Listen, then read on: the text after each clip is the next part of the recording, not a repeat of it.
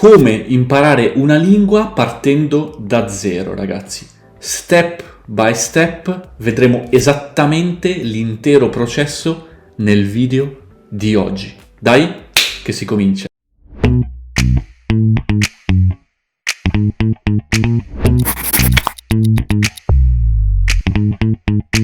Step numero 1, ragazzi. Iniziamo comprando un libro per principianti, che sia uno. Non compriamo 200 libri, non compriamo 200 iscrizioni a applicazioni o cose diverse. Prendiamo un libro per principianti e concentriamoci su questo libro. Come deve essere questo libro?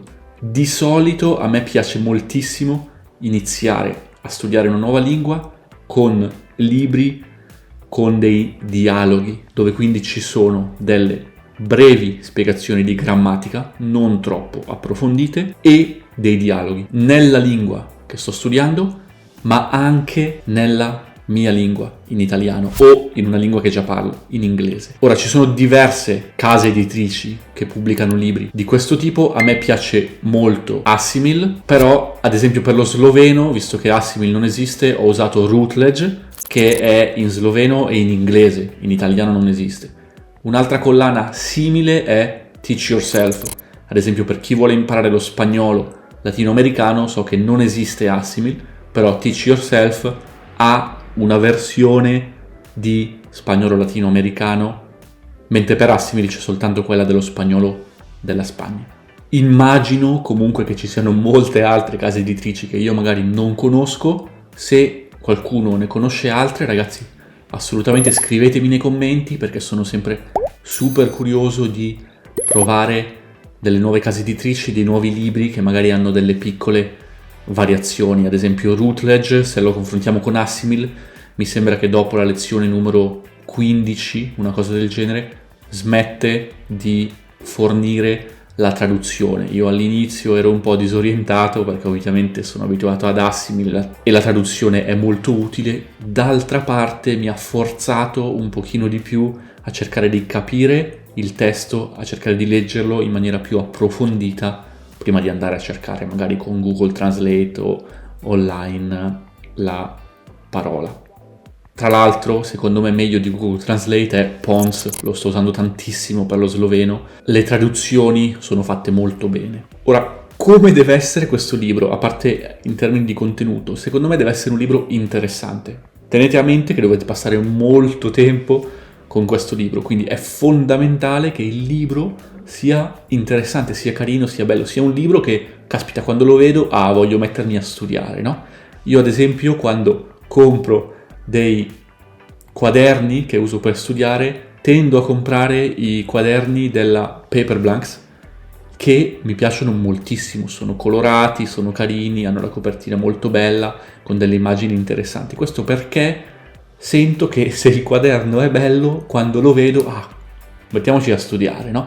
Magari una roba mia, psicologica, mentale, non lo so, qualunque cosa che mi aiuti anche soltanto un pochino a studiare con più voglia, ben venga.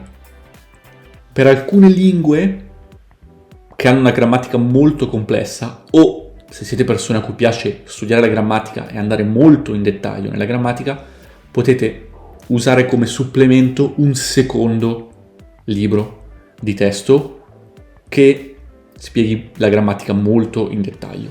Io ad esempio per lo sloveno ho fatto la stessa cosa, e prima di iniziare a studiare sul libro della Routledge mi sono fatto in 3 o 4 giorni, ho davvero sfogliato il libro di grammatica, un libro che devo dire ho trovato in italiano, quindi era un libro in italiano che spiegava la grammatica della lingua slovena, che ho comprato a Lubiana, e questo mi ha dato un'infarinatura generale di quella che è la grammatica della lingua slovena. Parlando già russo, ovviamente ho fatto un sacco di collegamenti mentali e mi ha aiutato poi a migliorare più rapidamente. Perfetto, a questo punto dovreste avere il vostro libro, carino, interessante, con qualche regola di grammatica, magari un secondo libro se volete approfondire tutta quella che è la grammatica. Quanto studiare ogni singolo giorno? Questa è la domanda. Io tendo a studiare tra mezz'ora e un'ora Con lo sloveno, lo ammetto, sono stato molto incostante, non sono riuscito a essere costante, quindi c'erano dei giorni dove studiavo 15 minuti, 20 minuti, una cosa del genere. Ovviamente i progressi sono molto più lenti se io mi limito a studiare 15 minuti al giorno. Ammetto però che un'ora di tempo tutti i giorni è tanto per una lingua. Quindi secondo me come obiettivo cerchiamo di stare sulla mezz'ora. Mezz'ora al giorno di studio della lingua è, secondo me, raggiungibile, è qualcosa che si può fare.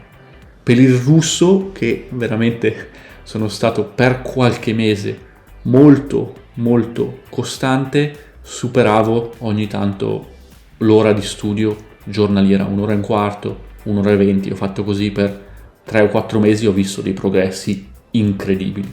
Poi ho smesso ovviamente ed è un po' diminuito. Mezz'ora comunque dovrebbe essere il nostro obiettivo. Cito qui anche Krashen e Barber, c'è un paper che hanno pubblicato in cui dicono appunto che studiare tutti i giorni una lingua crea quello che loro definiscono in inglese din in head, ovvero un rumore in testa, potremmo definirlo, ovvero quella sensazione che durante la mia giornata ogni tanto mi ritrovo con delle parole o delle frasi in testa nella mia lingua target, nella lingua che sto studiando, e che mi ritornano magari mentre faccio la doccia, magari mentre cucino.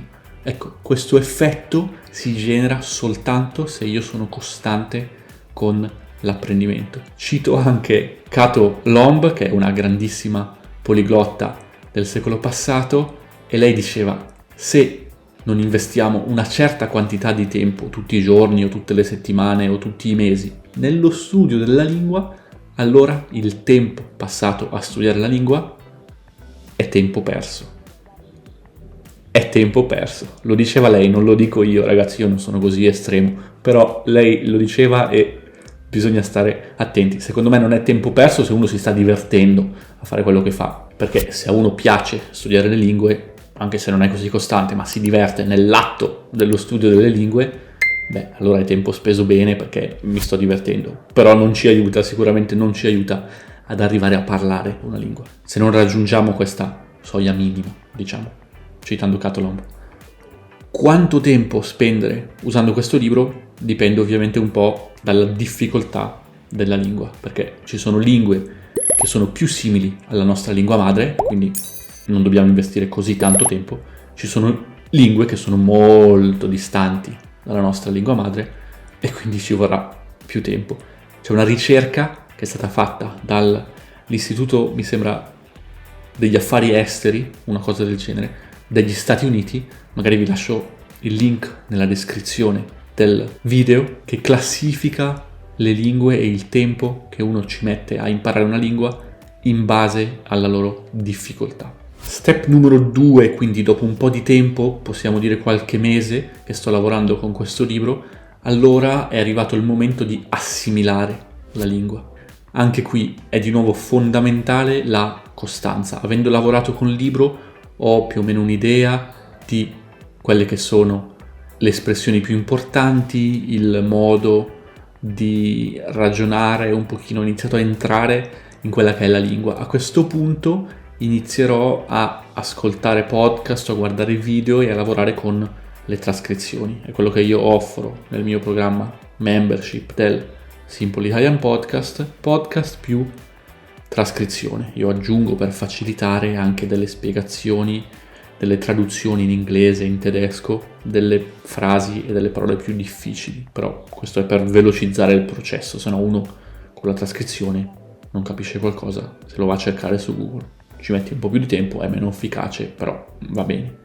Con lo sloveno, ad esempio, sono arrivato in questa fase del processo e sto lavorando con una traduttrice che mi ha creato delle trascrizioni di un podcast in sloveno che io ho trovato online e che mi sembrava molto interessante, quindi sempre l'interesse è fondamentale. Lei mi fa le trascrizioni, io mi ascolto il podcast e mi leggo le trascrizioni contemporaneamente e poi lavoro sulla trascrizione, magari ogni tanto ascolto senza leggere, magari leggo senza ascoltare e lavoro in questo modo.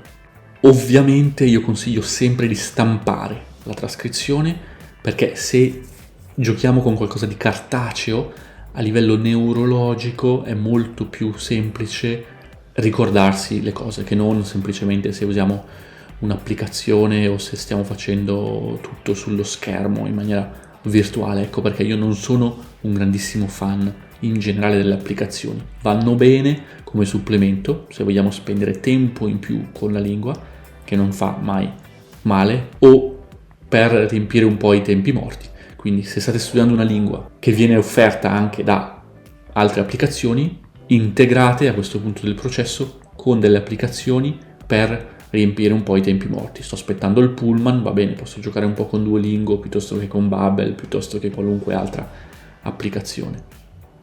Però non dobbiamo considerare queste attività come la parte fondamentale dello studio della lingua. È una parte in più, stiamo integrando. Lo step numero 3 a questo punto è quello di produrre. Iniziamo a produrre lingua. In che modo? Ma oramai è molto semplice trovare dei tutor online con cui parlare. Io sono anni, ad esempio, che utilizzo italki, dove si possono trovare tutor praticamente per qualunque lingua. Vi lascio anche qui un link nella descrizione del video. Quando iniziare con il tutor dipende di nuovo dalla lingua che stiamo studiando. Se è una lingua completamente diversa, super lontana da qualunque altra lingua io conosca, allora magari ci vorrà qualche mese prima di iniziare a lavorare con un tutor. Se invece è una lingua simile o della stessa famiglia di altre lingue che io già parlo, allora io tendo a iniziare già mentre ancora sto leggendomi e studiandomi il libro, quindi in una fase abbastanza iniziale del mio percorso di apprendimento, inventandomi le parole, facendo un sacco di errori. Non importa, l'importante è che il tutor ci dia un feedback, perché se io parlo male ma ricevo un feedback, correggo tutte le parole che sto sbagliando. Se io non ricevo un feedback invece diventa bruttino, perché vado a fossilizzare un sacco di errori che poi diventa difficile correggere. Quindi attenzione, è questo il rischio del parlare in un momento molto iniziale del nostro percorso di apprendimento. Se ho un feedback e posso migliorarmi, ottimo. Se non ho feedback e inizio a sbagliare, inizio a fossilizzare gli errori, questo diventa rischioso, perché poi mi costerà molto più tempo andare a correggere questi errori, magari tra un anno, tra 2, tra 3 anni. L'alternativa ad un tutor può essere quella del tandem. Ho fatto un video in cui vi racconto come trovare un tandem partner, cosa fare con un tandem partner, magari dategli un occhio. Punto numero 4, ragazzi, integrare, ovvero a questo punto siamo arrivati più o meno al livello in cui possiamo parlare nella lingua che stiamo studiando, parliamo male, facciamo errori, dobbiamo migliorarci un pochino, è però arrivato il momento di integrare la lingua nella nostra quotidianità. Come possiamo fare questa cosa?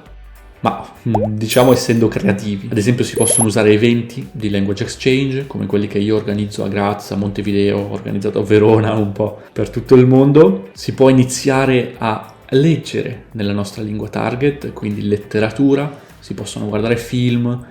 Io ascolto tantissima musica, non aspetto in realtà questo step per ascoltare la musica, già comincio ad ascoltare musica dall'inizio perché per me è fonte di motivazione, restare in contatto con la lingua attraverso la musica mi motiva tantissimo a continuare a studiare. Potremmo iniziare a frequentare persone che parlano la lingua che stiamo studiando, potremmo cercare opportunità di lavorare con questa lingua, chi più ne ha più ne metta, cerchiamo di essere creativi. Step numero 5, ragazzi, da buon project manager, se seguiamo il Kaizen, come dicono i giapponesi, allora il miglioramento continuo è fondamentale.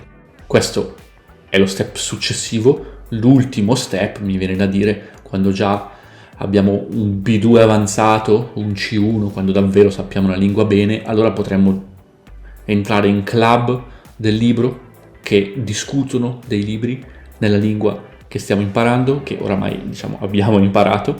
Potremmo, e qui ringrazio Rumi, ciao Rumi che mi ha dato un'idea splendida, entrare in un club di dibattito nella lingua che abbiamo imparato per mantenerla, Toastmaster o qualunque altro club di dibattito. Oramai con il Covid un sacco di queste attività si sono spostate online e anche se spero oramai siamo un po' verso la fine della pandemia globale, tante attività sono rimaste online, quindi danno l'opportunità di praticare lingue anche se stiamo dall'altra parte del mondo.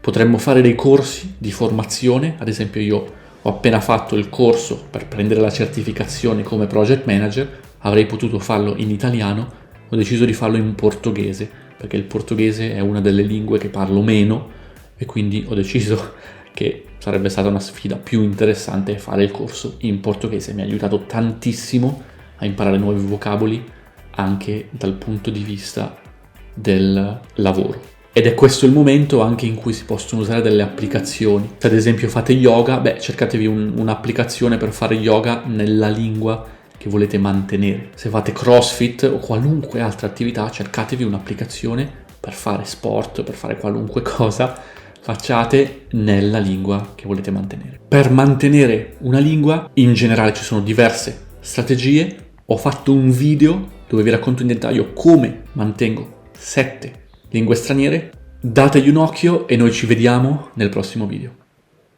Ciao ragazzi, a prestissimo.